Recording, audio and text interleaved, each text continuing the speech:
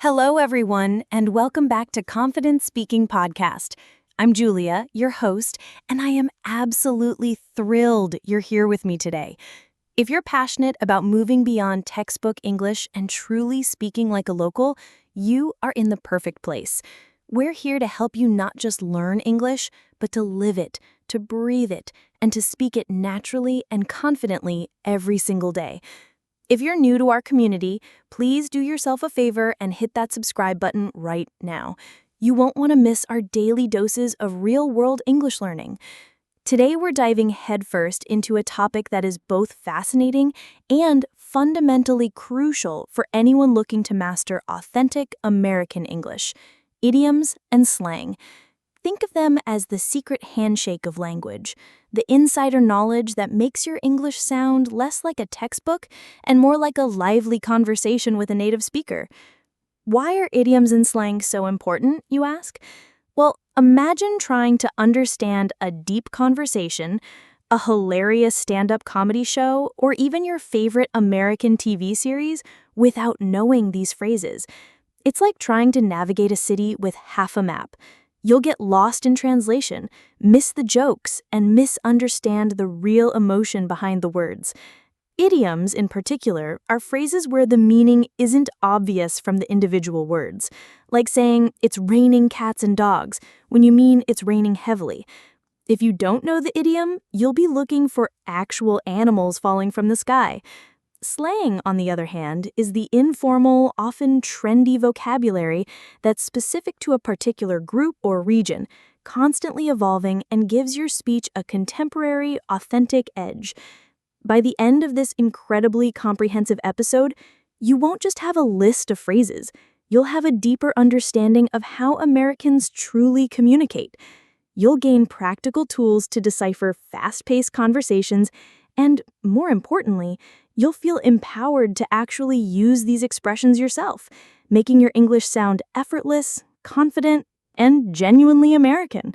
So get ready to open your ears, stretch your mind, and perhaps even grab a notepad, because we're about to unlock some of the most vital linguistic keys to speaking English like a true local. Let's get started.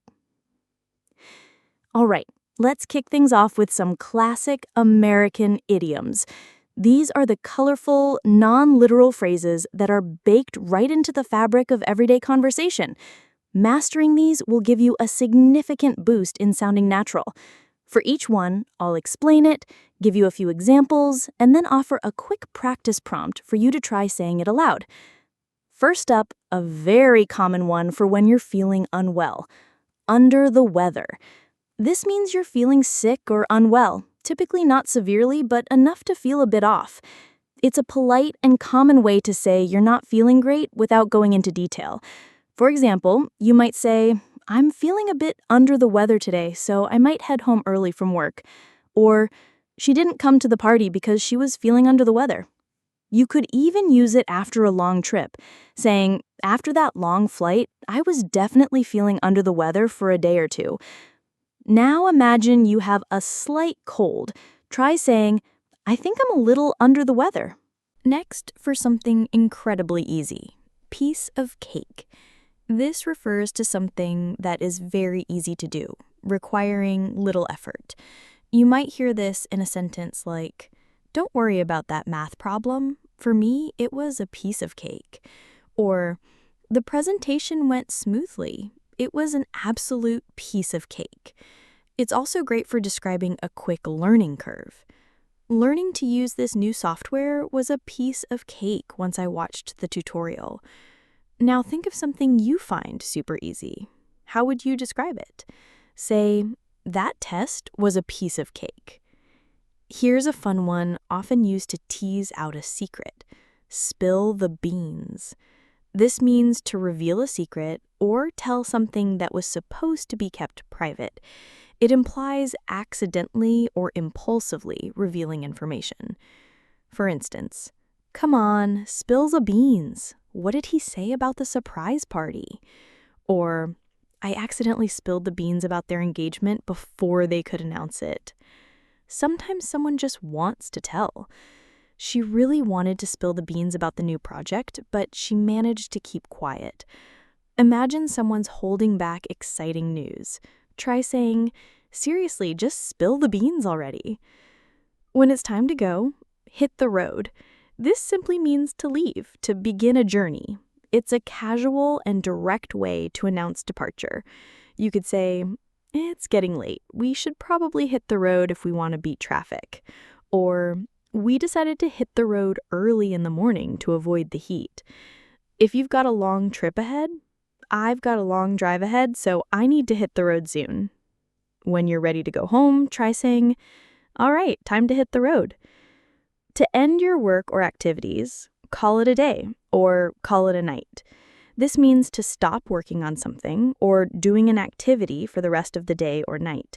It's a common way to signal the end of a task or shift. For example, "I'm exhausted. Let's call it a day and pick this up tomorrow morning." Or, "After studying for 5 hours, she decided to call it a night and get some rest." When you finish the main part of a project, "We finished the main part of the project, so I think we can call it a day." When you've done enough work or activity for the day, say, "That's enough for now. I'm going to call it a night." Next up, for pinpoint accuracy, hit the nail on the head. This means to describe exactly what is causing a situation or problem, to be precisely right. It's a strong way to acknowledge someone's keen insight. You might hear, "You really hit the nail on the head with that explanation. That's exactly what happened." Or, "His analysis of the market problem truly hit the nail on the head." When you give someone a great idea, when you said, "We needed more communication," you hit the nail right on the head. When someone says something perfectly accurate, try, "Wow, you totally hit the nail on the head." And for anything expensive, cost an arm and a leg. This refers to something being very expensive, costing a great deal of money. For instance, that new sports car looks amazing, but it must cost an arm and a leg. Or, getting those repairs done on the house is going to cost an arm and a leg. It's also great for travel. "I really want to travel, but flights these days cost an arm and a leg." Imagine a really expensive item you want. Say, "Oh, that designer bag must cost an arm and a leg." To ensure everyone is aligned, on the same page, this means to be in agreement or have the same understanding about something, to share the same information or viewpoint. You could say, "Before we move forward, let's make sure we're all on the same page about the project goals." Or, "After our meeting, I think everyone is finally on the same page regarding the new strategy." For teamwork, we need to get the team on the same page before we present to the client. Check for understanding with a friend or colleague. Are we on the same page about tomorrow's schedule? When you're being adaptable, go with the flow. This means to adapt to a situation rather than trying to control it, to be relaxed and flexible and accept things as they happen. For example, our plans might change unexpectedly, so let's just go with the flow and see what happens. Or, "He's very easygoing. He always just goes with the flow." Sometimes in life, you just have to embrace it. Sometimes in life, you just have to go with the flow instead of fighting against it. Imagine a flexible situation. Say, "I'm easy. I'll just go with the flow today." A classic for good luck, break a leg. This means good luck. It's almost always used before a performance, like a play, concert, or presentation, or before a challenging task. You might hear, "You've got a big presentation today. Break a leg. I know you'll do great." Or before going on stage, the director told the actors to break a leg. It's also great for interviews. "I hope you break a leg at your job interview tomorrow." Wish someone good luck before a challenge. Break a leg on your exam. When you have to endure something tough, bite the bullet. This means to endure a difficult or unpleasant situation because it is unavoidable, to face a difficult situation with courage. For instance, "I really don't want to work overtime, but I guess I'll just have to bite the bullet and get it done." Or, "The project was complicated, so we had to bite the bullet and work late all week." Sometimes it's just a tough choice. It's a tough decision, but sometimes you just have to bite the bullet and do what's necessary. Mentally prepare for a difficult, unavoidable task. Say, time to bite the bullet and call my boss about that mistake. To grab someone's attention, catch someone's eye. This means to attract someone's attention. It can be literal, like making eye contact, or figurative. You might hear, I tried to catch the waiter's eye, but he was busy serving another table. Or that bright red dress really caught my eye in the store window. For a new idea, his innovative idea immediately caught the investor's eye. Think about noticing something attractive or interesting. Say, that colorful painting really caught my eye in the gallery. If a skill is faded, lose your touch. This means to no longer be as good at something as you once were, to lose a skill or ability you used to possess. For example, I used to be a great baker, but my cakes are terrible now. I think I've lost my touch. Or the tennis player admitted he might have lost his touch after several losses. If someone's been away, he's been out of the game for a while, so he's worried he's lost his touch. If you feel like you're not as good at something anymore, say, I think I'm losing my touch at playing guitar. When nerves strike before a big event, get cold feet. This means to suddenly become too frightened or nervous to do something you had planned to do, often something important like a wedding or a big decision. You could say, he was supposed to propose, but he got cold feet at the last minute and didn't do it. Or, she was ready to sign the contract, but then she got cold feet about moving to a new city. It's also a good phrase for encouragement. Don't get cold feet before your presentation, you're gonna do great. Imagine backing out of something due to nerves. Say, I almost got cold feet before my interview, but I went anyway. And to regain composure, pull yourself together. This means to regain control of your emotions and behave normally, especially after being upset, emotional, or disoriented. For instance, stop crying and pull yourself together. We have to figure this out. Or, after the shock wore off, she took a deep breath and pulled herself together. When someone is stressed, I know you're stressed, but you need to pull yourself together and focus on the task. If you're feeling a bit flustered or emotional, tell yourself, okay, Julia, pull yourself together. Now let's look at another set of vital idioms, often related to challenges or effort. When pigs fly, this means something that will never happen, an impossibility. It's used sarcastically to express disbelief. For example, my brother will clean his room when pigs fly. Or if someone asks for a raise, do you think they'll give us a raise this year? Yeah, when pigs fly. And for apologies. She said she'd apologize, but I think that will happen when pigs fly. Think of something highly unlikely. Say, he'll finish his project on time when pigs fly. And bite off more than you can chew. This means to take on a task that is too big or too difficult to handle, to attempt something beyond your capability. You might hear, I think I bit off more than I could chew by volunteering to organize the entire event by myself. Or, as a warning, be careful not to bite off more than you can chew with too many commitments. And for someone who overcommits, he probably bit off more than he could chew when he tried to learn 3 new languages at once. If you feel overwhelmed by a task, say, I think I might have bitten off more than I can chew with this project. And get something off your chest. This means to reveal something that has been bothering you or causing you to feel guilty or anxious, to confess or express something that's been weighing on your mind. For instance, I need to get something off my chest. I accidentally broke your favorite mug. Or after a tough conversation, talking to my friend really helped me get it off my chest and feel better. It's always good advice. If you have something on your mind, it's always good to get it off your chest. Imagine having a secret or concern you want to share. Say, can I talk to you? I really need to get something off my chest. And in the same boat. This means to be in the same difficult or unpleasant situation as someone else, to share the same problem or circumstance.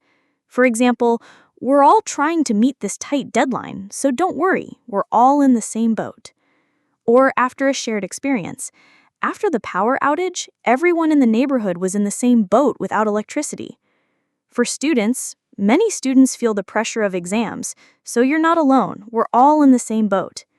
If you're sharing a common challenge with someone, say, "Don't worry, we're all in the same boat." Burning the midnight oil means to work late into the night, often on a difficult task or to meet a deadline. It refers to the old days of using oil lamps. You might say, "I've got a big presentation tomorrow, so I'll be burning the midnight oil tonight." Or for students often have to burn the midnight oil during exam season. And for team efforts, we had to burn the midnight oil to get the report finished on time. When you're working very late, say, "I'm going to be burning the midnight oil tonight." Okay, we've covered some classic idioms. Now let's jump into the world of modern American slang and casual expressions. These are the words and phrases that give your English an immediate contemporary feel. Remember, slang can sometimes be more informal, so context is key. First up, a super popular word to describe something amazing: lit. This means excellent, exciting, amazing, or incredibly fun. It's often used to describe parties, events, or experiences that are truly outstanding. For instance, "That concert last night was absolutely lit. Everyone was dancing." Or for entertainment, "The new video game is so lit. I can't stop playing it." And for good times, "We had a lit time at the beach last weekend." Describe something awesome you experienced. "The party was lit." To emphasize truth, no cap. This means no lie, seriously, telling the truth. It's a way to emphasize that what you're saying is honest and not an exaggeration. It's quite popular with younger generations. You could say, "I finished all my homework in an hour, no cap."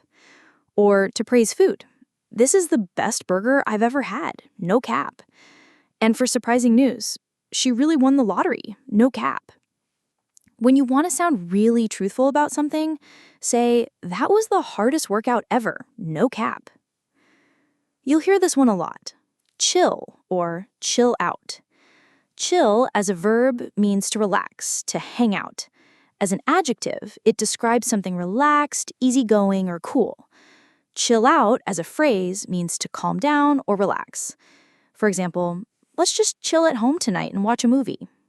Or for a person's personality, "He's a very chill person, nothing bothers him." And if someone's stressed, "Hey, you need to chill out a bit, don't stress so much." Try saying, "I just want to chill this weekend." Or to someone stressed, "Chill out." And to make plans, hang out. This means to spend time casually with friends, to socialize informally. You might say, "Do you want to hang out after class today?" Or thinking about past times, "We used to hang out at the coffee shop every Saturday." And for quiet evenings, "I'm just hanging out at home this evening." Ask a friend to spend time. "Hey, let's hang out soon." For a quick, informal apology, "My bad." This means my mistake, my fault. It's a very casual and common way to apologize for a small error or oversight. For instance, "Oops, my bad, I spilled my drink on your book." Or to acknowledge a mistake, "Oh, was that your seat? My bad." Or for forgetting something, "I forgot to send the email, my bad." If you make a small error, say, "Oh, my bad, I didn't see you there." To express impressive success, crush it. This means to do something extremely well, to succeed impressively at a task or challenge. It's often used as encouragement. You could say, "You've been studying hard. I know you're going to crush that exam."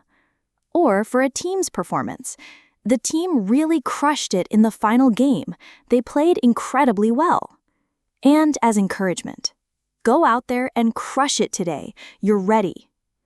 Encourage someone before a challenge. "You got this. Crush it." Next, the versatile vibe. As a noun, it's the atmosphere or feeling of a place, person, or situation. As a verb, it means to get a good feeling about someone or something, or simply to relax and enjoy the moment, often in sync with music or person. For example, "This restaurant has a great vibe. I love the music and lighting." And for music, "I really vibe with this song. It's exactly what I needed." You can also describe a person. I get a good vibe from her. She seems trustworthy. Or simply enjoying. We just sat on the porch listening to music and vibing. Describe an atmosphere. The party had a really good vibe. If you're super tired, beat. This means extremely tired, exhausted, worn out. You might say, after working a 12-hour shift, I'm totally beat. Or after physical activity, I ran a marathon yesterday, so my legs are absolutely beat today. When you just want to rest, I'm too beat to go out. I just want to sleep. When you're very tired, say, I'm absolutely beat after that workout.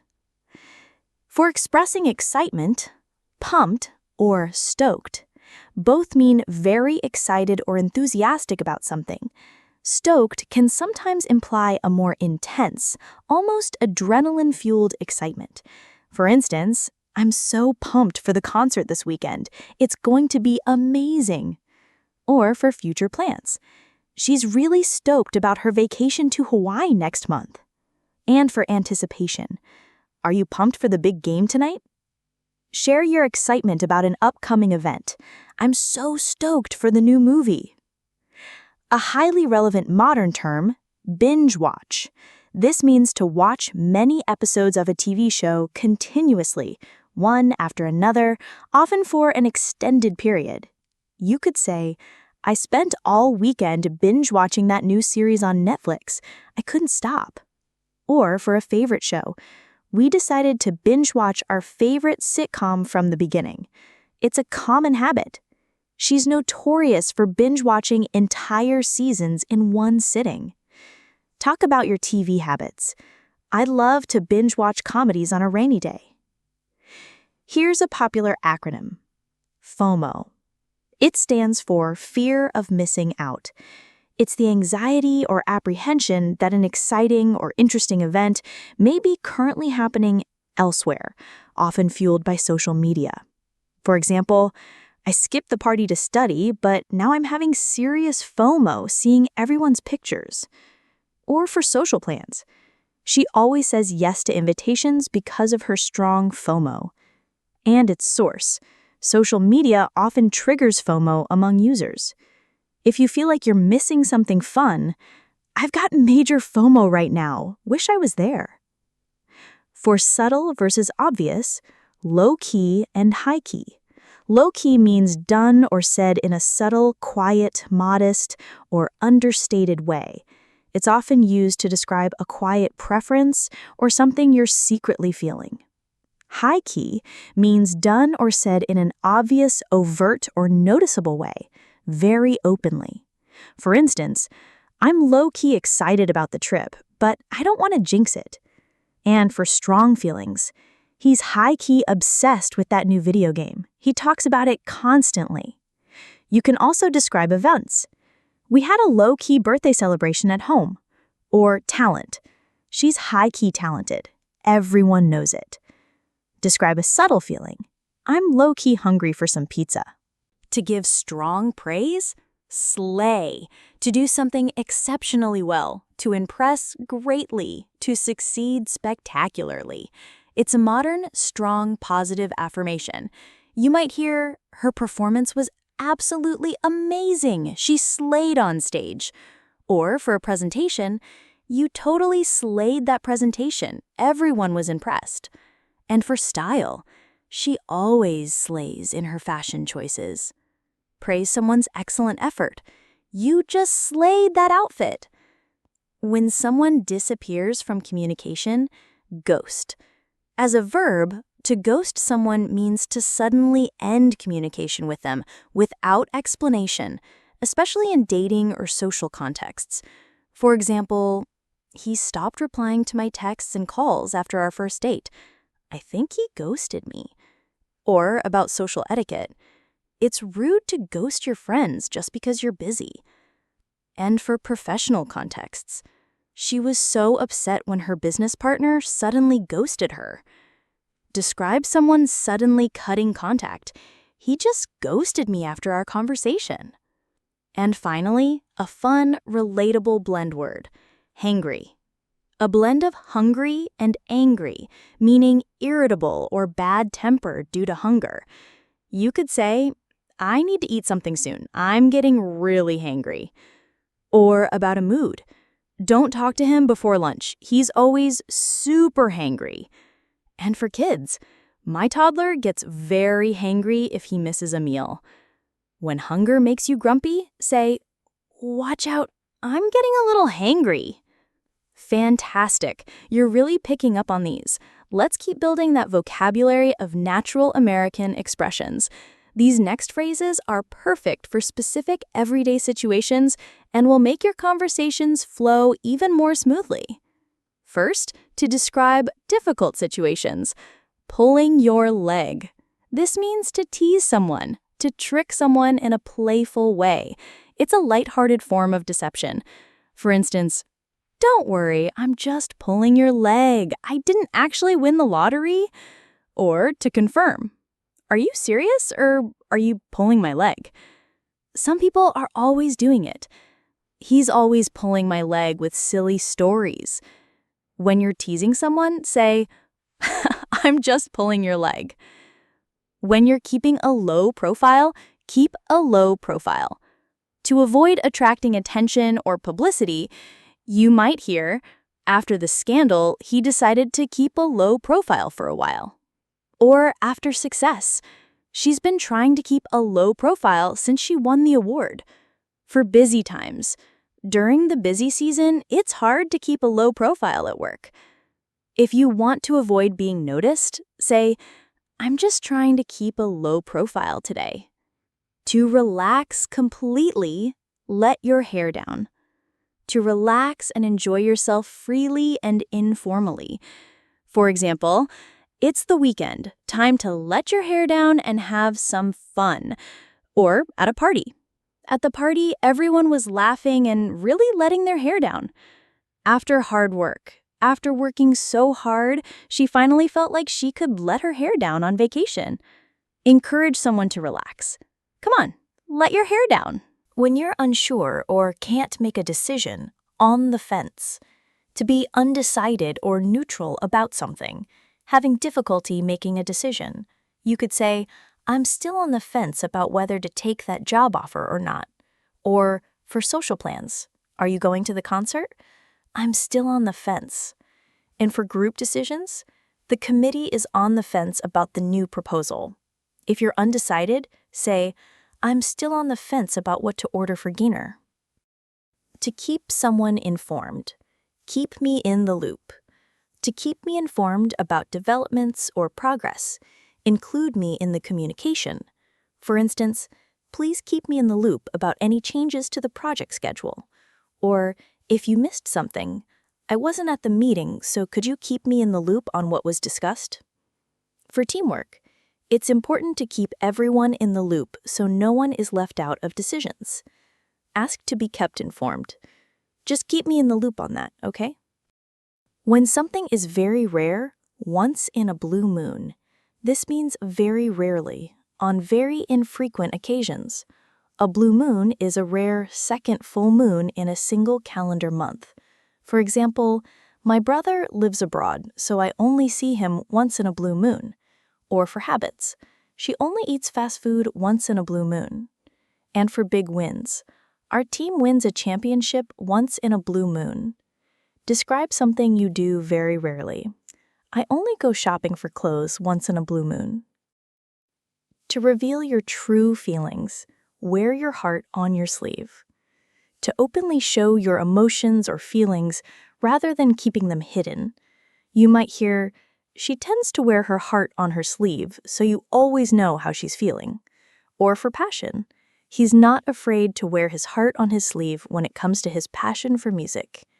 And for vulnerability, it can be difficult to wear your heart on your sleeve because you're vulnerable. Describe someone very open with emotions. He always wears his heart on his sleeve. When you're extremely busy, swamped. To be overwhelmed with a large amount of work or tasks, extremely busy. For instance, I can't take on any new projects right now. I'm completely swamped. Or for busy teams, the customer service team is swamped with calls after the system outage.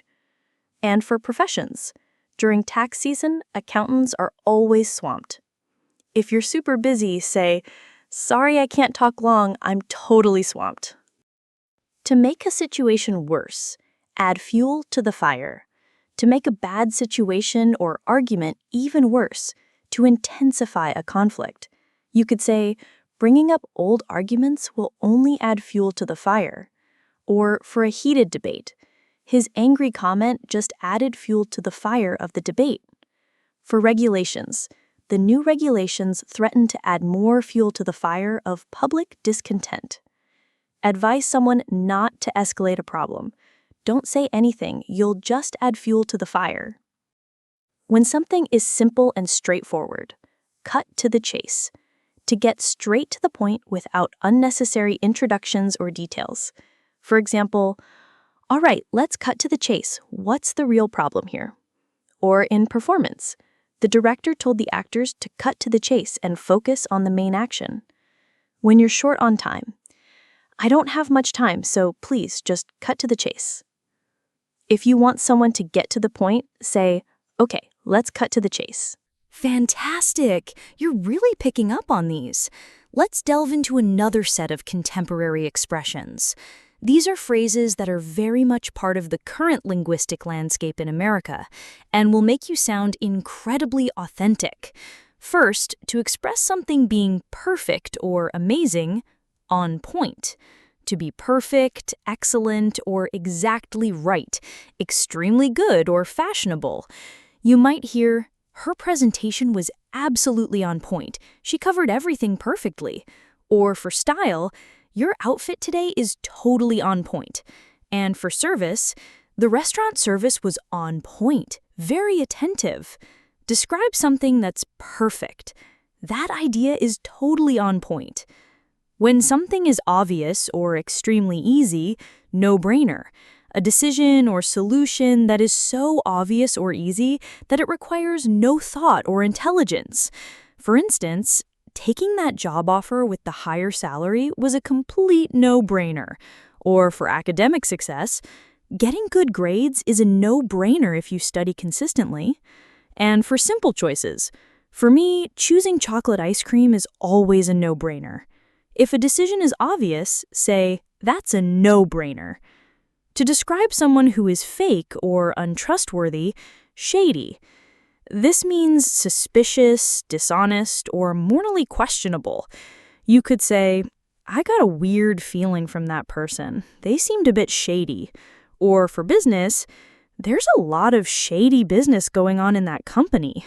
And for questionable comments, "He made some shady comments that made me distrust him." Describe someone suspicious. "I think that deal sounds a little shady." When you're fully absorbed in something, in the zone, to be fully focused and performing at your best, completely immersed and undistracted. For example, when he's coding, he's totally in the zone and doesn't notice anything else. Or for athletes, the athlete was in the zone during the last half of the game. It's a great feeling. I love those moments when I'm just in the zone and time flies by. When you're performing optimally, say, "I'm really in the zone with my work today." To praise someone's excellent performance, "Killed it." To perform extremely well. To do something perfectly or impressively, similar to slay. You might hear, "Her presentation was incredible. She really killed it." Or for a band, "The band absolutely killed it at the concert last night." And for exams, "You totally killed it on that exam." Praise a great performance, "You killed it on stage." When something is extremely funny, "I'm dead" or "I'm dying." An exaggerated way to say something is incredibly funny, hilarious, or overwhelming with laughter. For instance, "That joke was so funny, I'm dead." Or watching a video, "Watching that video, I was literally dying of laughter." And for reactions, "His reaction was priceless, I'm dead." React to something hilarious, "Oh my gosh, that's so funny, I'm dying." When you're feeling excited and ready, hyped up, To be very excited, enthusiastic, or stimulated about something, often due to anticipation. You could say, the fans were all hyped up for the concert to start. Or for personal events, I'm super hyped up for my birthday next week. And after a stimulant, he got all hyped up after drinking 3 energy drinks. Express strong excitement. I'm really hyped up for the game tonight.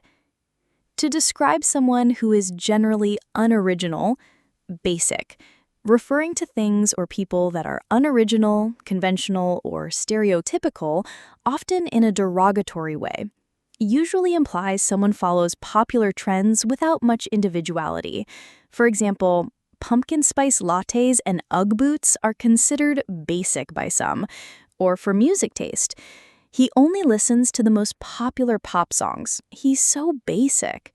And for plots, that movie plot is so basic. I've seen it 100 times.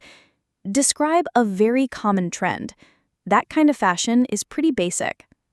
To make plans or meet someone. Link up. To meet up with or connect with someone, often informally.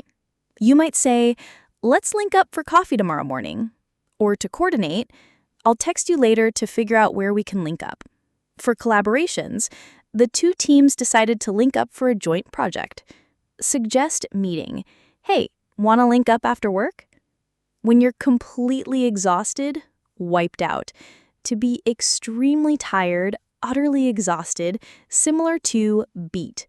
For instance, after hiking all day, I was completely wiped out. Or after a workout, that intense workout left me feeling totally wiped out. And for kids, the kids were wiped out after a day at the amusement park. When you're very tired, I'm wiped out. I need a nap. When someone is being overly dramatic, extra. This means excessive, over the top, or overly dramatic in behavior or appearance. You could say, he always makes such a scene. He's so extra. Or for fashion, that outfit is a bit extra for a casual dinner, don't you think? Or for small issues, she was being so extra about her tiny paper cut. Describe overly dramatic behavior. He's so extra when he complains. To casually refer to something that's great, dope, excellent, very good, impressive, or cool. For example, that new song is really dope. Or for possessions, he got a dope new car. And for skills, your photography skills are dope. Praise something cool. That's a dope jacket. Incredible work so far. We've covered a huge amount of ground, from timeless idioms to modern slang that defines casual American conversation. But simply knowing these words isn't enough. The real magic happens when you understand how to use them in context, and perhaps more importantly, how to recognize them when native speakers use them. Let's explore a few more valuable expressions and then talk about how to truly integrate all of this into your everyday English. First, to express being able to handle something, got it covered. To have taken care of something, to have everything under control. For instance, don't worry about the dinner, I've got it covered. Or in a dialogue, who's bringing the drinks? I've got it covered. For delegating, just focus on your part. I'll get the rest covered. Offer to handle something. Don't stress. I've got it covered. When something is not a problem, no biggie. This means no problem, it's not a big deal. Unimportant. It's a very casual way to downplay an issue. You could say, thanks for picking up my mail. No problem. No biggie. Or for minor delays. I know I'm a few minutes late, but it's no biggie, right? And for plans, if you can't make it, it's no biggie. We can reschedule. If something isn't a problem, say, it's no biggie, honestly. A common affirmative, you bet. This means certainly, absolutely, you're welcome, it's a pleasure, used as a strong agreement or a more enthusiastic you're welcome. For example, thanks for helping me move. You bet. Or for a confirmation, are you coming to the party? You bet I am. And for offering help, can you lend me a hand? You bet. Respond enthusiastically to a request or thank you. Can I count on you? You bet. To say goodbye casually, we have catch you later or catch you later. This means see you later, goodbye, a very informal way to say farewell. You might say, I've got to go, catch you later. Or after a good visit, it was good seeing you, catch you later. And for future meetings, I'll finish this up and then catch you later at the cafe. Say goodbye casually with, all right, I'm out, catch you later. When you have a strong desire for something, you're craving.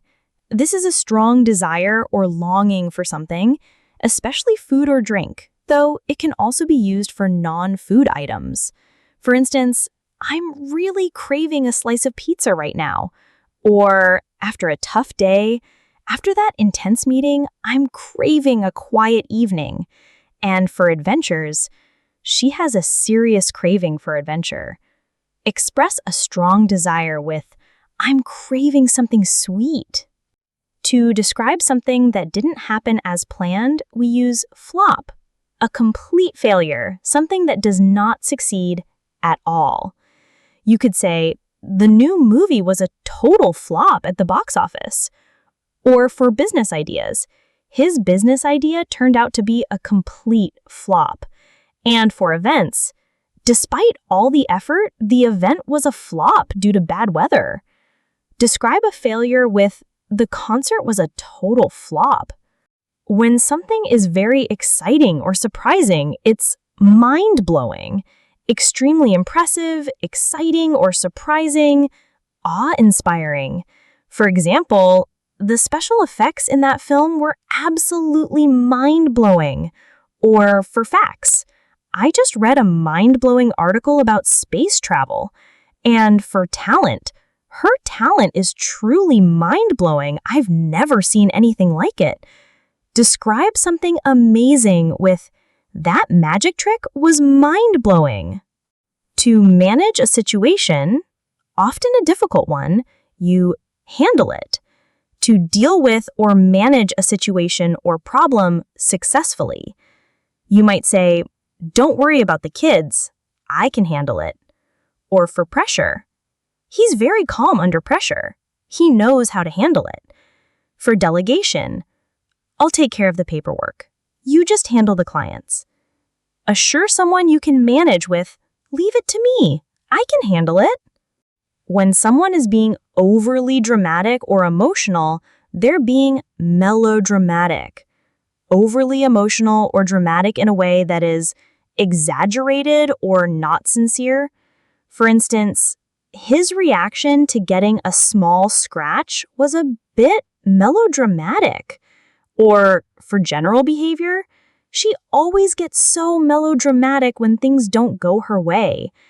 And for art, the play was a bit too melodramatic for my taste.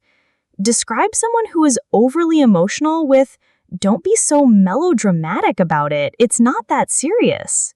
When something is obvious or apparent, it goes without saying. Something is so obvious that it does not need to be stated, it's understood. You could say, that she's a talented singer goes without saying. Or for etiquette, it goes without saying that you should always be polite to customers. And for safety, your safety goes without saying. We'll take every precaution. State something that's clearly true with, that hard work pays off goes without saying. When someone is very intelligent or quick-witted, they're sharp. Intelligent, quick-witted, perceptive, or astute. For example, he's got a very sharp mind. He understands complex ideas quickly. Or for work skills, you need to be sharp to succeed in that line of work. And for observations, that was a sharp observation. I hadn't thought of that. Describe an intelligent person with, she's incredibly sharp. To put someone in a difficult situation, you put someone on the spot. To ask someone a difficult or embarrassing question unexpectedly, putting them in a situation where they have to answer immediately. For instance, the interviewer put me on the spot by asking about my biggest weakness. Or for awkward moments, I didn't want to put him on the spot, but I needed an answer right away. And for preferences, she hated being put on the spot during meetings. Avoid asking an embarrassing question with, I don't want to put you on the spot, but can you answer this? When something is very exciting or important, it's a big deal. Something very important or impressive, often used sarcastically to mean the opposite, not a big deal. You could say, getting that promotion was a big deal for her career. But be careful, it can be sarcastic. He acts like it's a big deal that he got a new car, but lots of people have one. And for minimizing, it's no big deal if you're a few minutes late. When something is truly important, say, this project is a really big deal for the company. When someone is acting crazy or irrational, they go nuts. To become very excited or enthusiastic, to act crazy or become insane. Context determines meaning. For example, the crowd will go nuts when their favorite band comes on stage.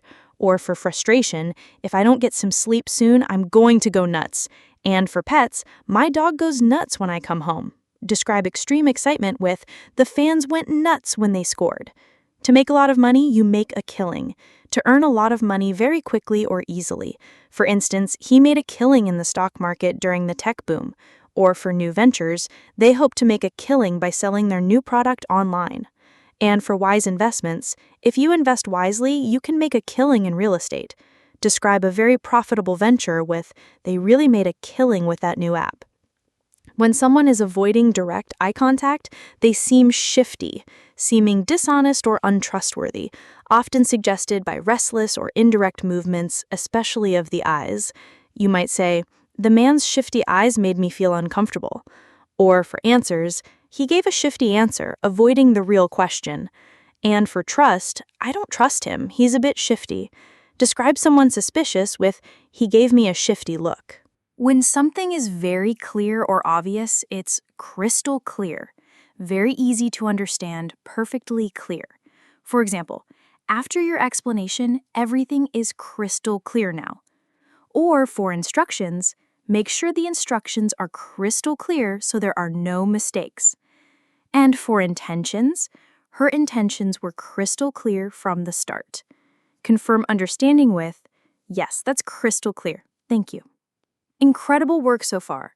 We've covered so many amazing American English idioms and slang terms today. From under the weather to no cap, and from go with the flow to being hyped up, you now have a powerful arsenal of expressions that will truly transform your English. But simply knowing these phrases is just the first step. The real mastery comes from integrating them naturally into your own speech and truly understanding them when you hear them.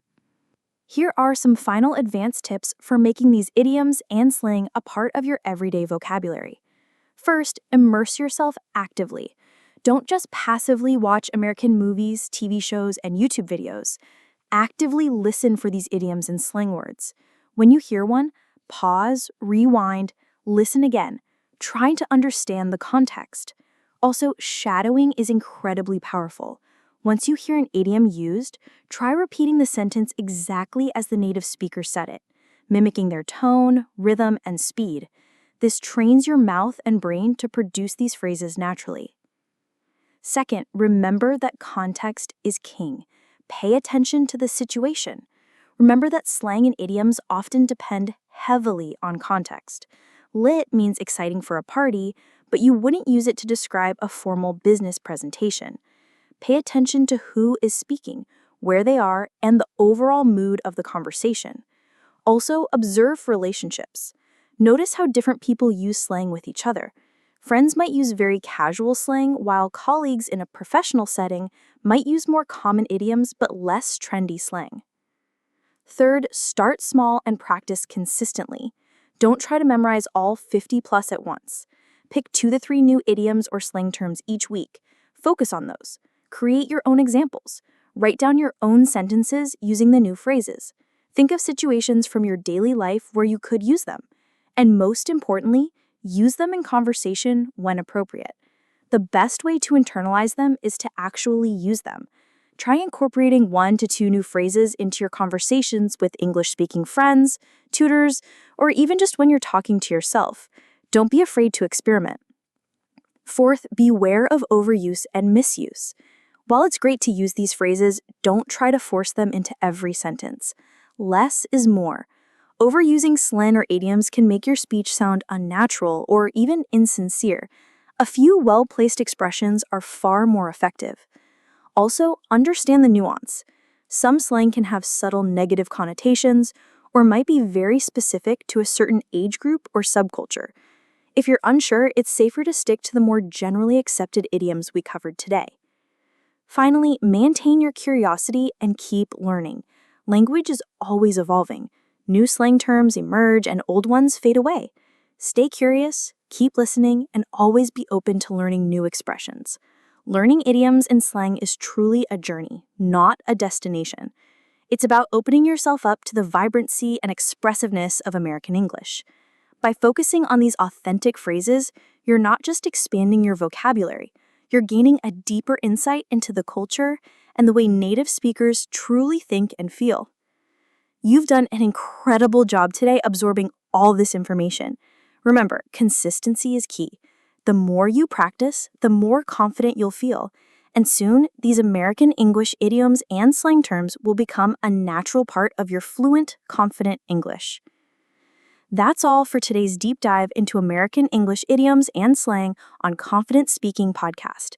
I sincerely hope you found this episode helpful and that you're feeling more confident about speaking like a local.